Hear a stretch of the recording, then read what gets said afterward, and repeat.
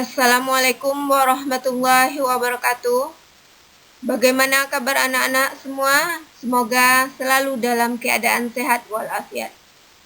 Untuk pelajaran hari ini, kita akan mengenal organ gerak hewan dan manusia, subtema 2, manusia dan lingkungan.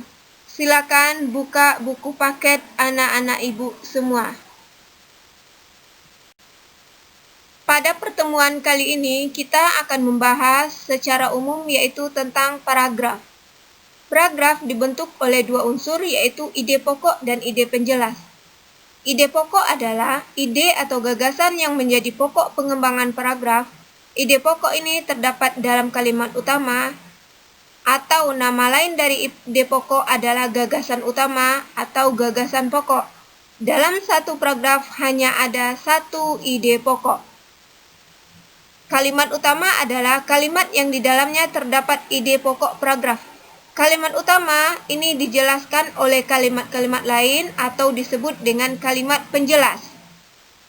Kalimat penjelas yaitu kalimat yang menjelaskan kalimat utama dari sebuah paragraf.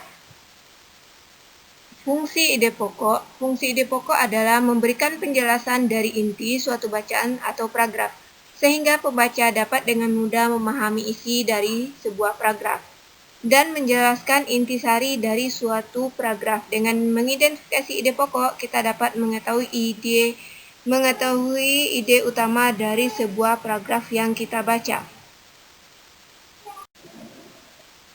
Contoh sebuah paragraf. Indonesia memiliki kekayaan alam yang sangat melimpah.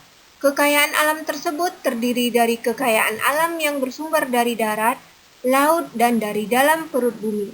Kekayaan alam yang bersumber dari darat, misalnya hasil hutan, sedangkan kekayaan alam yang bersumber dari laut, misalnya ikan, rumput laut, dan mutiara, sementara kekayaan alam yang bersumber dari dalam perut bumi, misalnya minyak, batu bara, emas, timah, nikel, dan sebagainya.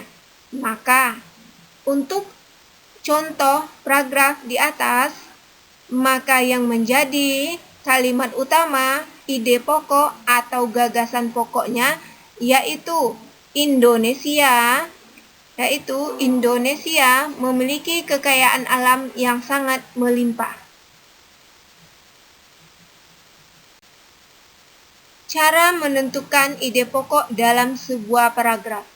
Adapun langkah-langkah untuk menentukan ide pokok dari suatu paragraf bacaan, yang pertama yaitu membaca teks bacaan dengan seksama, intensif, dan cermat. Yang kedua, mencari kalimat utama dari sebuah paragraf tersebut. Yang ketiga, mengubah kalimat utama tersebut menjadi kalimat yang lebih kompleks. Yang keempat, tandai informasi penting yang sesuai dengan bahasan pada kalimat utama pada bacaan sebuah paragraf. Yang kelima, baca kembali bacaan dengan teliti sampai Ananda menemukan ide pokok bacaan dari sebuah paragraf tersebut. Tubuh manusia terdiri dari rangka atau tulang-tulang yang menyusun anggota tubuh manusia. Yang pertama yaitu bagian atas yaitu tulang tengkorak, rahang bawah, tulang leher, tulang selangka, tulang belikat. Masuk ke bagian bawah atau anggota gerak atas yaitu bagian lengan, ada tulang belikat, ada tulang pengumpil, ada tulang hasta, ada tulang telapak, ada tulang jari tangan. Terus ada tulang dada, tulang belakang, tulang panggul. Bagian kaki ada namanya tulang paha, tulang tempurung lutut, tulang kering, tulang betis, tulang pergelangan kaki.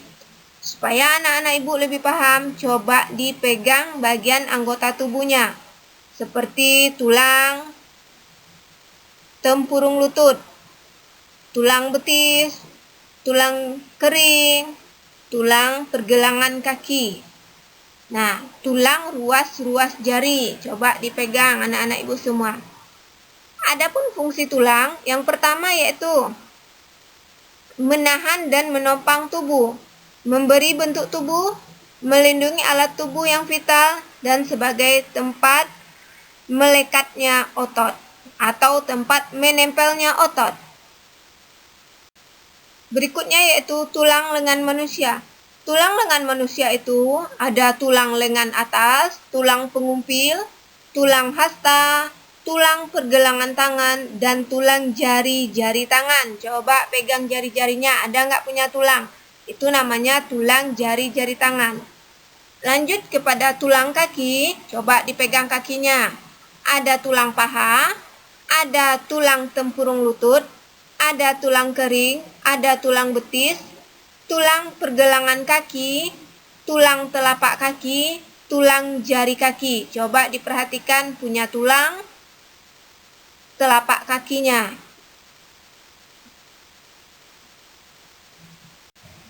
Untuk latihan, silakan buka buku halaman 75, 83, 85, kerjakan di buku paket.